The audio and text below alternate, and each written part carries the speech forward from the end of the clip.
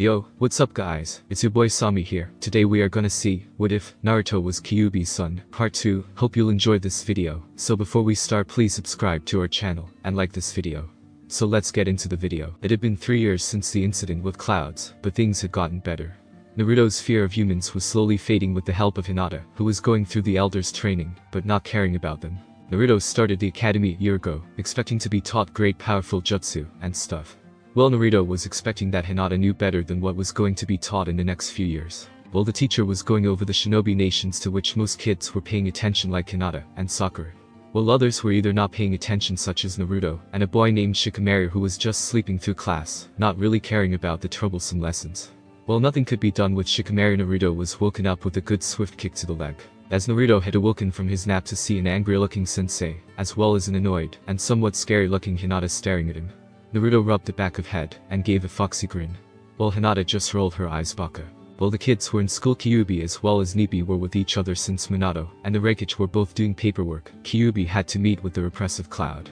Of course, since it was Nibi, she didn't mind at all, and once all the business was taken care of they got to have fun, demons so like children. While the two were enjoying lunch they began talking about what was going on in their daily lives. So Kyuubi-chan, how are things?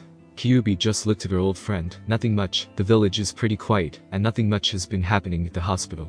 What about you? Nibi just shrugged. The same here, just signing paperwork, shudders. No wonder the cages hate those evil things. Kyuubi just chuckled. While taking a sip of her tea, Nibi looked at Kyuubi with mischief in her eyes. So, have you and your mate got down lately? Kyuubi just twitched and turned away. That's none of your business. At this, Nibi kept going. So you two haven't gone down and are dirty lately. Maybe he's losing interest in you, and this started shaking like she was having a panic attack. Now at seeing this, Nibi freaked out, and Kyuubi-chan calmed down. I was joking with you. Kyuubi looked at her with sad eyes, but it's true, Minato-kan has been spending less and less time with me. I'm worried he doesn't see me as a proper mate anymore, she said with tears in her eyes. On hearing this, Nibi got right in her face and her forward head. Kyuubi looked at Nibi confused, while Nibi just gave her a stern look. Don't be such a baka kitsune. Kyuubi just looked at her confused. Nibi just looked at her with a stern look. Have you forgotten what that mark on your neck means, baka? On hearing this, Kyuubi began to rub the mark on her neck, remembering the night she Minato mated and how Naruto soon came along. How could I be such a baka? On seeing the calm return to her friend's eyes, Nibi tried helping out a little more. Kyuubi-chan, if it makes you feel better. Me and my mate haven't been intimate in a while either, so don't get your tails in a knot. Kyuubi just nodded her head, not really liking the whole tails in a knot joke that happened to her once, and it hurt like hell. Once everything was settled, Nibi ordered more sushi and began to talk seriously. Kyuubi, what have you heard about Shukaku lately?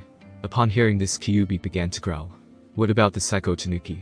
Nibi looked like she was having trouble with her words. That Shukaku has a son. At this, one could swear they could hear a pin drop.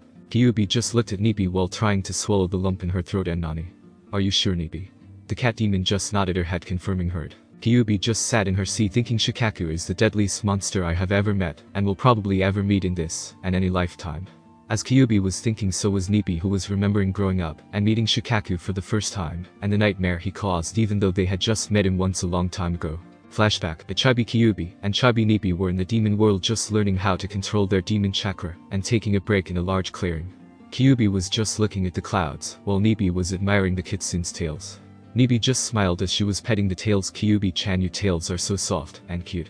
Kyuubi just eyed her with an annoyed look. On Nibi-chan, how many times do I have to tell you to quit playing with my tails and play with your own for a while?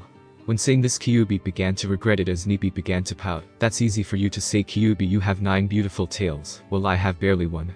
At this, Kyuubi began to rub her temples as Nibi pouted. Sigh, can we talk about something else, Nibi-chan? At first Nibi did nothing, but eventually turned around. Okay, what do you think of Gobi? When hearing this, Kyuubi rolled her eyes. He was just a horny mutt like all boys are. Why? Nibi just sweat dropped. That's your reply for everything when it comes to boys. You know people are going to start thinking you're a lesbian or something. On hearing this, Kyuubi blushed, and Nibi saw this. So it is true. I bet you keep a bunch of Yuri manga hidden in your room somewhere, don't you? On hearing this, Kyuubi punched Nibi on top of the head. After Kyuubi had calmed down, and Nibi was rubbing the bump, crying a little. Kyuubi-chan, it was just a joke, you didn't have to hit so hard, you big meanie. Kyuubi just looked at her with a pissed off look. That's what you get for casting suspicions on my sexuality. Nibi just glared at her. It was just a joke. Once Kyuubi had calmed down, she looked at Nibi. Why were you asking whether I liked the mutt or not? Nibi just looked at her closest friend. Well, you see, this Nibi was blushing and poking her fingers, something she never did before. I met this boy, and I think I like him. Kyuubi was a little more stunned. She was actually a bit afraid that she and Nibi would grow apart and hurt her out. So tell me, is this boy a cat demon like you or what? Nibi looked a little scared. He's not a demon, he's a human. At this, Kyuubi just stared at her. Nani, a human was heard over 3 nations. Nibi was blushing, bright red hair. A human? Why don't you tell the rest of the demon world no? Why don't cha? Kyuubi just looked at her confused. Why the hell would you like a human in that way? It's weird.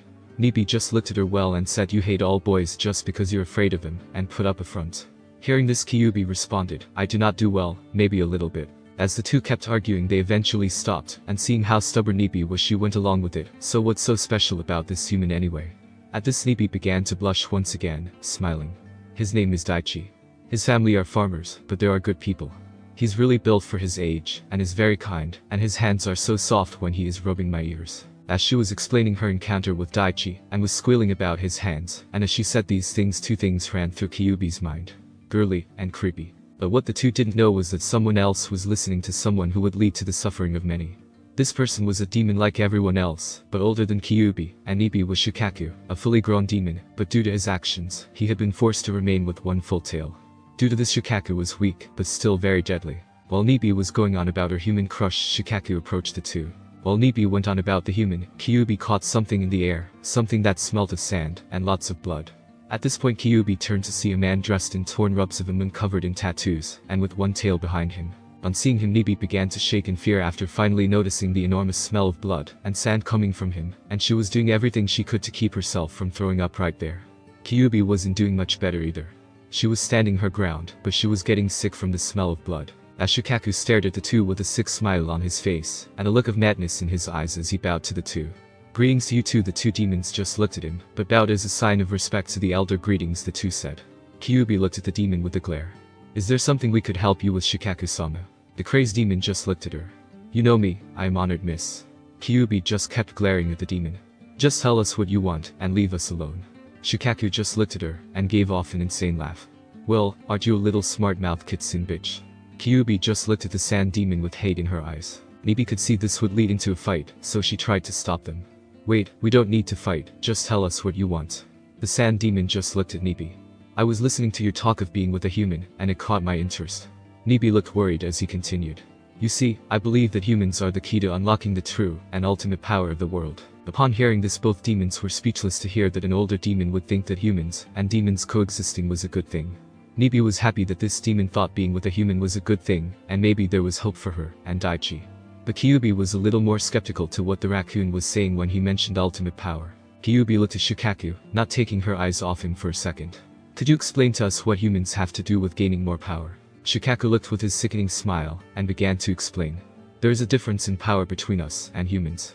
We demons are naturally stronger in strength, but that will only get us so far in a battle against a more powerful opponent, due to the fact we don't have the will to continue most of the time. But humans, on the other hand, even though they are nowhere near as strong as us, can enter a battle with no chance of victory, but have the spirit to keep on fighting, and that grants them victory. Kyuubi and Nibi looked at Shukaku, seeing the logic that this nut job could somehow produce. Seeing the two had agreed with his little theory, and he continued, so if demons have more strength, and humans have a better will to survive, then the only logical thing to do is to use humans to help create better demons. Upon hearing this little piece of information, the two female demons looked at one another, not fully understanding what Shukaku was trying to say. Shukaku just stood there for a moment until the reason humans are needed is to create the most powerful weapons a demon could ask for. Hanyu. Upon hearing all of this, the two female demons began to become uneasy due to the fact that Shukaku was talking about something that was often looked down with great disgust in the demon world, and he was talking about using them as weapons. Upon hearing this, Nibi was a little sickened by the fact that while Hanyu were considered the lowest things in society, they were still living beings. Kyuubi was a little different in thought. While she wasn't as fond of humans as Nibi, she still couldn't see them as being used as breeding factories for living weapons. As Shukaku started to too with a psychotic grin on his face, he looked at Nibi. So little kitten, how about you come and join me with you could have your pathetic human for breeding, and have Hanyu as your weapons. At hearing Nibi gasp, while Kyuubi went pale, and looked at Shukaku with disgust. You sick fuck. Upon hearing this, Shukaku gave no reaction, showing that he didn't care. Kyuubi just glared at him with killer intent. You're talking about using humans like they are some kind of breeding stock, and using children as weapons. Shukaku just looked at her. I fail to see the problem with humans being nothing but insects that sometimes have a good use, but it's rare. While the two demons were glaring at one another, Nibi was becoming worried where this would lead. Nibi wanted to agree with Shukaku if it let her be with Daichi, but turning children into weapons wasn't right. Even if they were Hanyu, they were still living beings. As Kyuubi kept the glaring up, Shukaku was getting bored, and when that happened he found it pretty hard to control his bloodlust. So he tried to wrap things up before he lost it. Little cat demon, I'll make this clear, come with me, and you'll be the human you crave for. On hearing this, Nibi almost went to him. At least until as long as you produce, and give me the Hanyu children, all will work. Nibi just gasped at this. At hearing this, Kyuubi lost it. Fuck you, just leave us alone, you sick dickless fuck.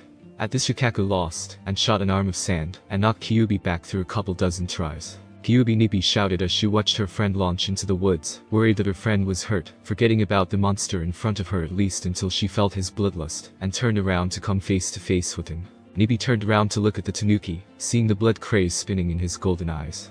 Now the little kitten came with me, and gave me the weapons that I needed, and reached out to grab her. But Nibi smacked his hand away. No, stay away from me, you damn monster. Shukaku got angry, and grabbed her again. This time he got her, and held her by the throat. You little whore, you are going to do as I say whether you like it or not, and if you don't listen, I can't promise the life of the fox bitch. Nibi heard this, and looked at Shukaku, who was smiling with a lecherous grin. If you don't come willingly, I'll make sure that fox bitch is put to good use at what the humans call the red light district. Hearing this, Nibi was afraid, and knew there was nothing she could do. She was weak, and she knew it, and as she felt a tear from her eye, the only thing that came to her mind was Kyuubi-chan. Fox fired out of nowhere. A blue flame came, and hit Shukaku right in his eyes, blinding him, destroying them at the same time. As Shukaku was screaming in pain, he let go of Nibi, and held his eyes. Nibi, who was confused as to what was going on, looked to where the flame had come from to see Kyuubi standing there bleeding, and holding her ribs. She looked as if she was in pain, and having trouble standing. On seeing her friend, Nibi ran to her to see how badly the damage was. She looked at her friend to see if there was anything she could do to help, but she had only a limited amount of knowledge in the medical arts.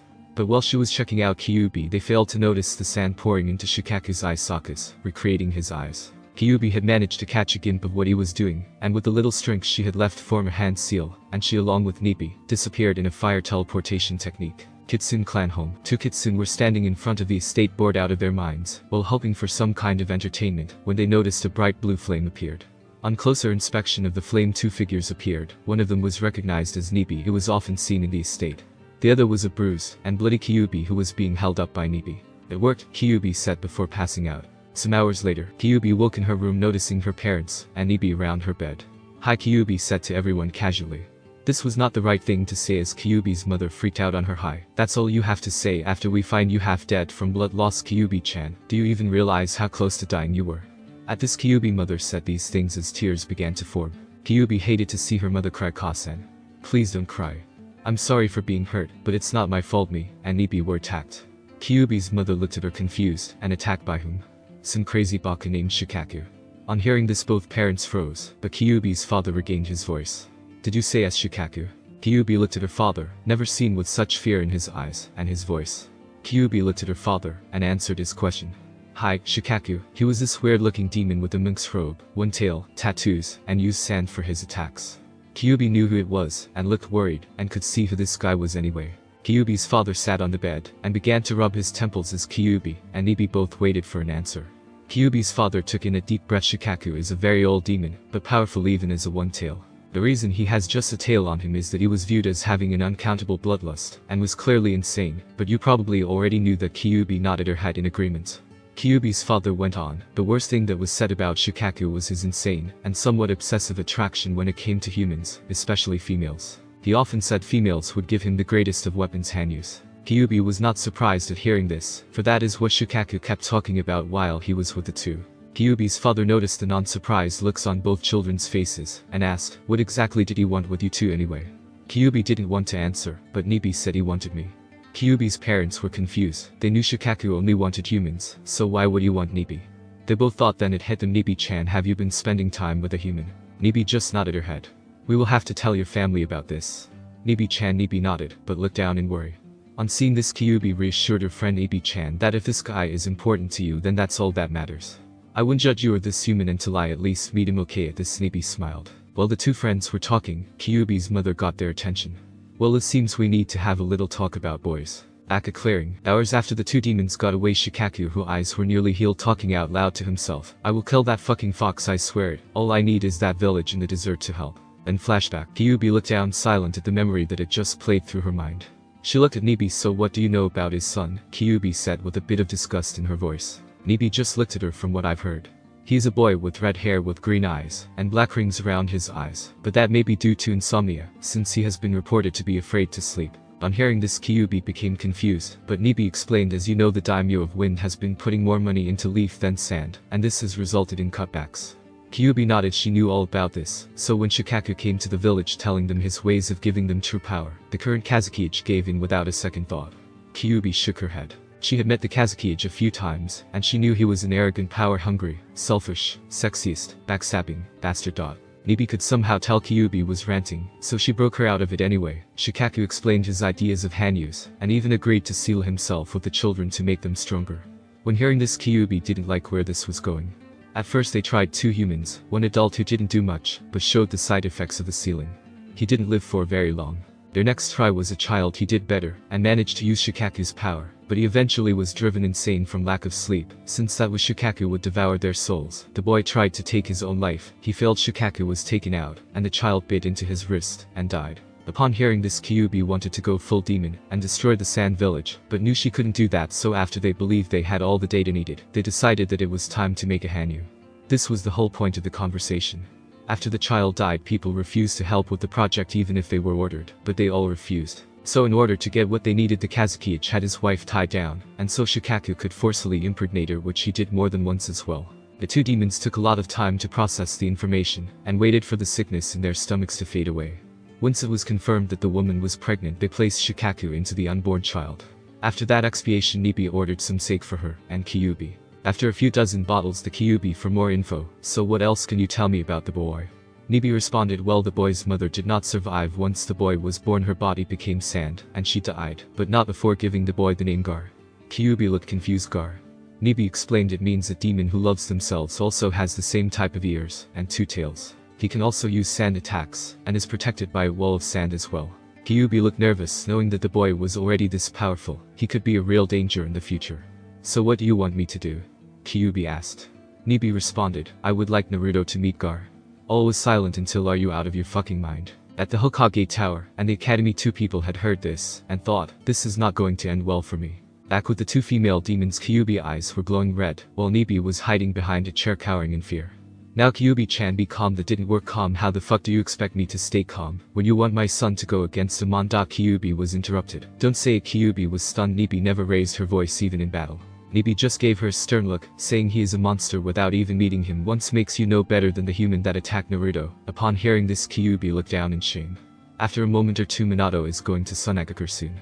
Maybe I could go with him. Nibi smiled thanks to Kyuubi-chan. On the outside, Kyuubi was smiling, but on the inside she was thinking, I'm going to regret this. Later that night, at the Namika's home, the family was sitting down to dinner, eating a small meal with a side dish of ramen again for the 3rd night. As Kyuubi was trying to stomach the so-called food of the gods, as her mate and son often called it.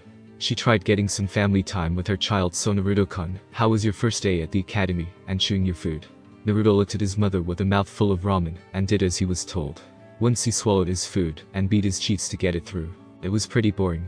All Iruka-sensei would do is talk about this history and stuff, not a single one. Minato just laughed as he remembered all the times he fell asleep in the academy, but he had to have a positive role model to his son Naruto. You must understand that it is important to pay attention in class to be ready for the life of a shinobi. At this, Kyuubi smiled at the display of her mate to her kid, but Naruto just gave his father a stern look. I've seen your grades at the academy, Otu-sen. You have the right to talk. At this, Minato's sweat dropped and rubbed the back of his head, embarrassed. So you've seen those, huh? Naruto responded. Hi. Also, I was told about how you were the dead last and wore an ugly orange jumpsuit. What were you thinking? Kyuubi just shook her head. Baka. At this, Minato wanted to kill whoever gave his son this information.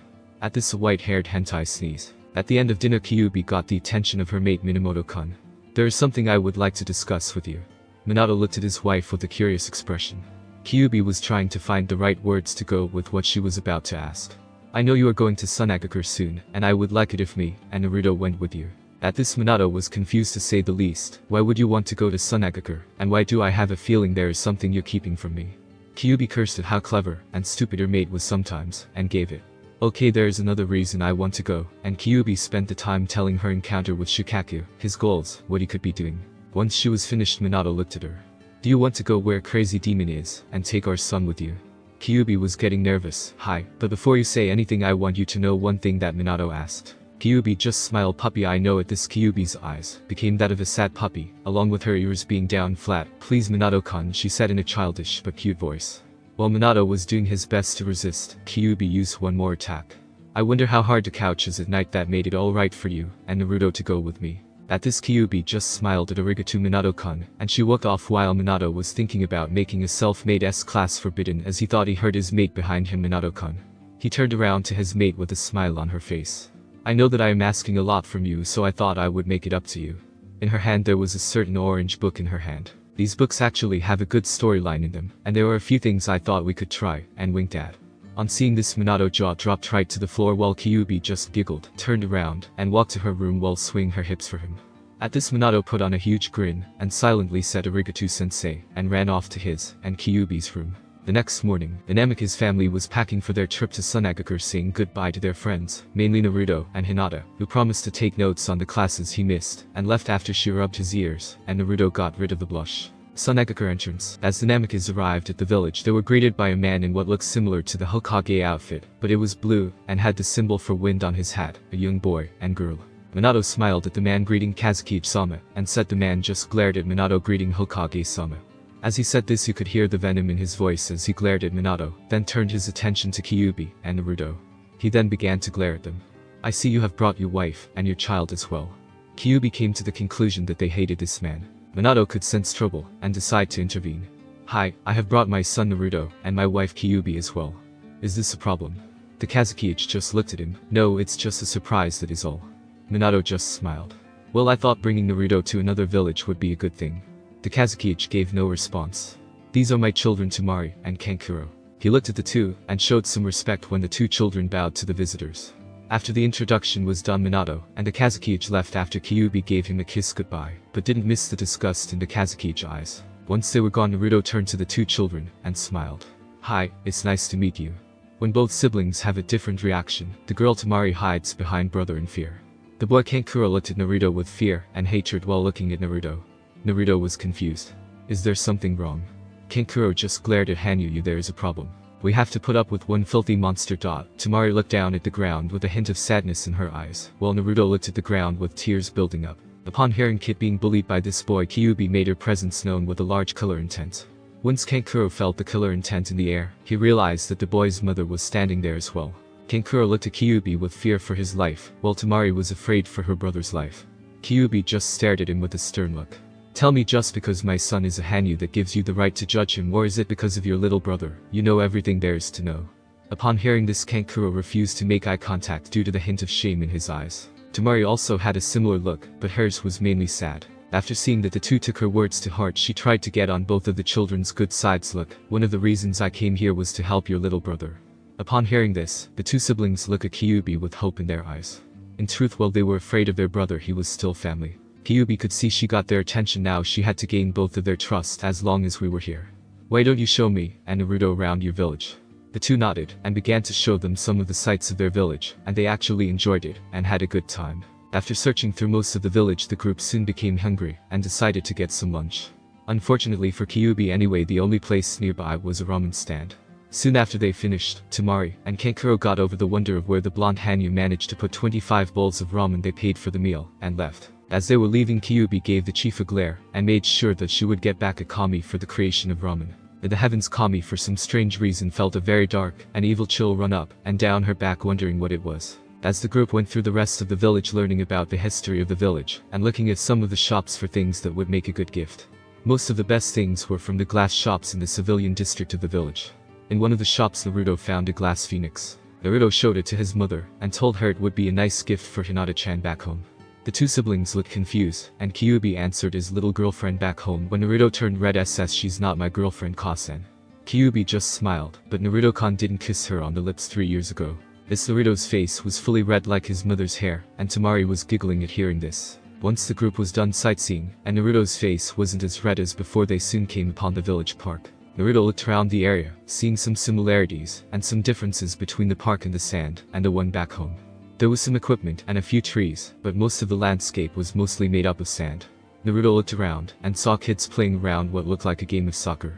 But something else caught Naruto's attention. He looked over to the swings, and noticed that someone was at the swings just sitting there alone. Naruto got a closer look to see a boy a bit older than him with red hair, green eyes with rings around them, and holding a teddy bear. Naruto also noticed that he had 2 ears on top of his head that were a lot like his, and 2 tails behind him. He was a Hanyu just like him, and Yujido. But this Hanyu was different from him, and Yujido. Naruto could see nothing but emptiness and loneliness in his eyes. As Naruto was about to approach the boy, he heard something coming from the other children, and looked to see the children all looking up at the tree, seeing their ball stuck in it. As they were discussing ways to get it down, the ball soon began to fly off the tree with sand under right to the red-haired Hanyu. Upon seeing this, the only thing that went through Naruto's head was cool. The red-haired Hanyu looked at the children while holding out the ball. Here, he said in a polite tone of voice to the other children. The kids, however, didn't appear to be grateful. Instead, they started saying things like, "It's him, that's Gaara, the spawn of the demon." As they started to back up, one child said, "Run before it kills us all." As the children tried to run. As they did this, the boy named Gaara begged them to come back and reach for them. As he did that, the sand around him shot out to the other children and started grabbing them, pulling them towards him. Most of the children managed to get away, but one girl who was still being dragged to Gaara, and once she was close enough, more of the sand shot out at her. It was almost towards her when the kitsune barrier, a bright blue barrier, stood between the sand and the girl. Once the flame had subsided, there stood Kyuubi untouched. On seeing this child who was once trapped in the sand, got and ran for her life, while Gaara, who just stood there looking at the Kyuubi, he was shaking in fear as she stepped forward towards him. Gaara tried to use the sand, but it wouldn't listen anymore. He was defenseless, and just fell backwards on the ground, just looking at Kyuubi, afraid that she would kill him. As tears started to pour down from his eyes, all he could say was, "Someone please help me." Stop was heard as Gaara opened his eyes to someone in front of him blocking Kyuubi. This person had blonde hair and 4 pigtails, and tears in her eyes. "Please don't kill me." Gaara recognized the voice, and realized it belonged to his sister Temari, who was defending him for once. Kyuubi just kept walking forward, ignoring Temari's pleas, and walked past her, and kept walking towards Gaara. Once she was in front of him, Gaara just stared at her red eyes, thinking he was going to die, and closed his eyes, waiting for the final blow. Gaara was expecting some kind of attack, but felt something completely different than what he would have expected. He felt Kyuubi hug him. Gaara looked up at Kyuubi to see her crying for some reason, and hear something else. "I'm sorry. If I had stopped him back then, you wouldn't have had to suffer so long." Gaara heard this, and was confused, but he was also smart for his age, and put 2 and 2 together.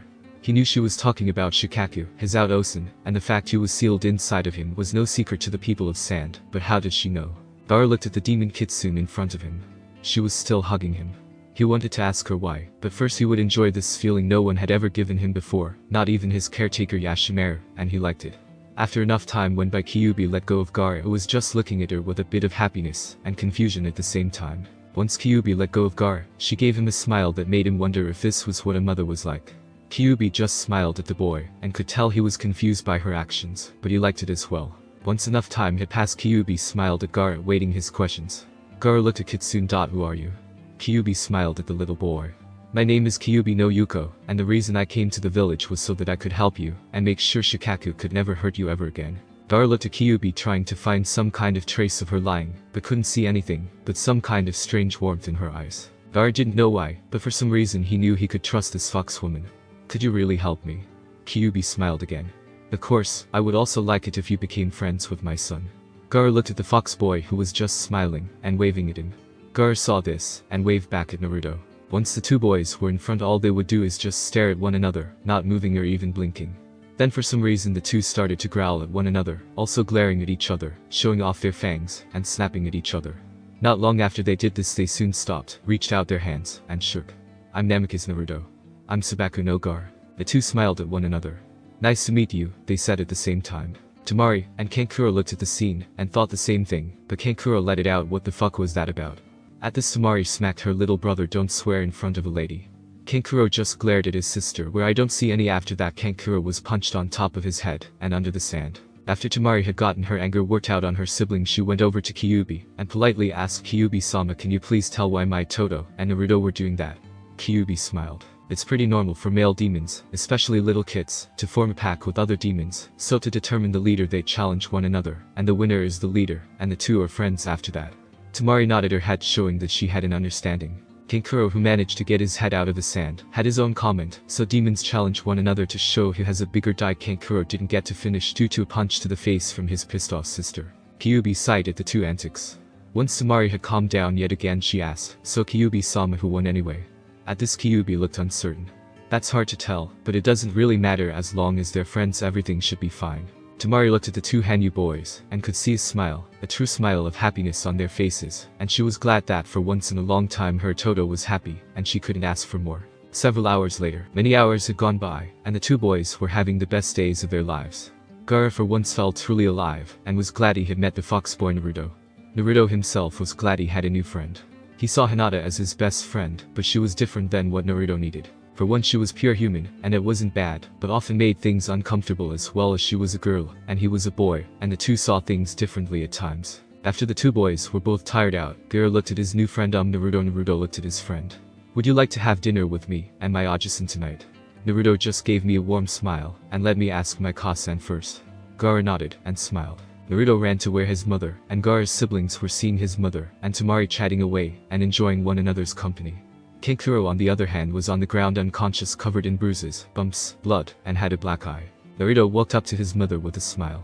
Kasan, is it okay if I have dinner with Gaara and his Ajisan tonight? Kyuubi thought to herself, tonight Minato didn't say how long the meeting between the Kazukiichi would take, so I guess it could be okay. Kyuubi smiled at her kid.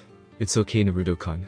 Naruto yelled at the top of his lungs and started jumping up and down, but stopped suddenly. Hey Kasan, why is Kankuro dead? Kyuubi looked over to see the dead boy to see Gaara poking him in the head with a stick. Kyuubi just gave a nervous chuckle. Well, Kankuro said something and made Temari mad, and we'll say Naruto just looked at the boy in fear, thinking girls can be scary. As the group left the park they began walking through the village, ignoring what the villagers were whispering about. Gaara was listening to Naruto about how differently the Leaf Village was, and not paying attention to where he was going, and bumped into someone. It didn't affect him, but the person was falling, but Gaara used his sand to stop her descent. He used the sand to bring the person back to her feet, and got a good look. It was a girl about the same age as him with brown hair and black eyes. Once she could figure out what was going on, she noticed she was standing face to face with the demon of the village, as the adult called him. She was expecting to be dead any second by being crushed to death by sand. Instead she got a sorry for bumping into you was heard from the red-haired demon. At first she thought it was some kind of trick, but in his eyes there was no malicious intent. They're really nice to look at, the girl thought with a blush appearing on her face. On seeing this, Gaara thought she was sick or something due to the fact she was suddenly red. Gaara just stared at her. Are you okay? You seem kind of red. Are you sick? At this, Gaara's two siblings and Kyuubi just chuckled at their brother's clueless antics, while Naruto was trying to figure out what was going on. After the girl figured out she was blushing, she shook it off. I should apologize, GG Gaara-sama. Gaara looked confused. Why are you apologizing? It was my fault. Missouri, Gaara-sama. Gaara just gave a smile, called me Gaara, Missouri-chan. At this, Missouri blushed full red and swallowed the lump in her throat. Oh, okay Gaara-kun, and smiled at him. After the two had talked a little they saw it was getting late. I should get home, Gaara-kun. Bye-bye Missouri-chan. And with that, Missouri started to run home, thinking to herself, I hope to see you again Gaara-kun, and maybe pet those cute tails and ears of yours. As the group kept walking, Kankuro and Temari waited for the two boys to be distracted and started to whisper. She called him Kun. Kankuro said I know. Temari whispered back. Kankuro took a deep breath. You know he is well on his way to be the Rookie of the Year in the academy. Temari nodded. Do you think we should warn him about fangirls? Temari just looked like she was in thought, and I'll let him figure it out himself. Once the group had arrived at Gaara's home, they were greeted by a man with blonde hair and a somewhat famine look to him. Gaara just ran up to him. Hello Yashimaru-sama. The man gave him a smile. Hello Gaara, and looked at Naruto. And who is this? Gaara just smiled. This is my new friend Namikaze. Naruto just bowed. Yashimaru smiled at Naruto. It's nice to meet you. He then looked at Kyuubi and bowed. After the greetings were done, everyone went their separate ways. Kyuubi to see her mate Temari, and Kankuro went with her to show her the way. But before Kyuubi left, she left some things with Naruto. Naruto-kun, remember to show some manners, wash your hands before eating, and please just for me could you eat something besides ramen? Naruto just rolled his eyes. I promise Kasan. Kyuubi smiled, but noticed something on his face, took a handkerchief, got it wet, and began to rub his face, much to Naruto's embarrassment. Kasan. Dinner went by without a hitch. Gaara and Naruto spent most of the night talking about their day. Yashimaru didn't say much, but just kept smiling, which was unnerving to Naruto. The night went on, and Naruto's parents still hadn't shown up, so Naruto fell asleep in Gaara's room. Gaara on the other hand went to the roof since he never slept. Naruto woke in the middle of the night looking around the room to see Gaara, but not finding him, and started following his scent. It eventually led him to the roof where he found Gaara staring at the moon with a smile on his face. Naruto sat down next to his friend. You know, you should be sleeping, it is pretty late after all. Gaara looked at Naruto. I don't ever need to sleep because I never get tired. Naruto just looked at him. You're lucky, and looked into the sky staring at the moon. They both just stared at the moon with a smile on their lips, each thinking of something different. Gaara was thinking about how lucky the moon was, peaceful and pure. Naruto was not thinking of something, rather someone, as the white moon reminded him of his best friend Hinata-chan, he thought with a smile. Of course, if both boys had been paying attention, they would have noticed the assassin behind who threw some kunai at Gaara. As the kunai came close to him, a wall of sand came up and blocked him. Gaara and Naruto looked around to see a shinobi wearing a sand village headband on him. At this, Naruto was confused about what was going on. However, Gaara understood it was another assassin, most likely sent by the Kazekage to kill him again. The assassin was about to make another attack. He was wrapped up by sand and soon crushed to near death, as the assassin lay on the ground severely bleeding from his injuries. Gaara and Naruto just stared at the man, trying to get over the strong smell of blood that was in the air, but there was also something else, something familiar about this man's scent. Gaara walked over to the man and removed the mask to reveal Yashimaru. Gasp and faint. After this, Yashimaru began to explain why he took revenge for his sister and how he never loved Gaara at all and blew himself up. But the sand protected Gaara and Naruto as well from being killed. Naruto was in shock as to what just happened, while Gaara was emotionally broken with the death of his only loving person in his life, and started to move the sand around his head, forming the symbol for love on his forehead. On seeing this, I wanted to say something, hell anything, but the words just wouldn't form. Then he heard Gaara, but it didn't sound like the Gaara he knew. I am alone, no one loves me, I will live only for myself, and love only myself. As Gaara finished saying this, he felt something touch his shoulder, and was ready to kill whoever it was, at least until he was Naruto, his only friend, and with that Gaara burst out into tears. Soon after, a bright light suddenly appeared with Minato and Kyuubi. Are you boys alright? Minato shouted. The boys nodded their heads, showing they were okay, but Kyuubi didn't buy it, and bent down hugging both boys. I'm glad you both are safe, she said with tears in her eyes. Not long after, footsteps could be heard leading up to the roof, and the door leading to the roof burst open, revealing both Temari and Kankuro, who screamed. Gaara rushed over and hugged him. Once they let go, Temari began to see if he had any injuries, forgetting the sand protected him. Are you okay, Gaara? Are you injured in any way? Do we need a medic? Gaara just stared at his sister, telling her he was fine, and she took that until she saw the mark on his head. She could feel new tears building up. Gaara, did you do this to yourself? Gaara understood what she was talking about, and nodded, and asked, do you hate it? After this, the dam just broke as the tears poured out. If I don't hate it, Gaara, I really like it, she said through her tears. Gaara also looked at Kankuro, who just smiled, and who was also crying, something he had never done before, but he also smiled. I like Gaara, and they say that chicks dig scars. Later in the night, Kyuubi finally got to have a look at the seal. She had managed to get approval from the Kazekage to make a better seal. She did this by blackmail, since she was good with the Fire Lord, and the Wind Lord's wife just gave birth to their first child, with the help of Kyuubi, so they were on her side. After Gaara removed her shirt, both Kyuubi and Minato looked at the seal, and Minato was disgusted. It was a three-pronged seal that was improper and incomplete, with a berserker seal on it as well. After figuring out what was needed, Minato, with a bit of blood from Kyuubi to make the seal stronger, managed to place a proper seal on Gaara. At first, all the boy would do is scream in pain, but Kyuubi held him tight, rubbing his back until he passed out. After that, everyone decided to get some sleep in a hotel. The next morning, the morning had come, and it was time to return to the Leaf Village. Kyuubi tried her best to get Gaara to go with them, but he said he kept saying that sand was his home. After a long goodbye from everyone, Gaara went over to Kyuubi and bowed. Kyuubi-sama. Kyuubi just smiled and got eye level with Gaara. Gaara-kun, if you like you can call me Ka-san. Gaara just smiled and nodded, then Ka-san, and hugged her goodbye. With that, Naruto and Gaara said goodbye and promised to stay in contact and began to travel back home. Thanks for watching my video. Leave a like if you enjoyed my video, and also do consider subscribing to my channel for more awesome content. See you next time. Till then, sayonara.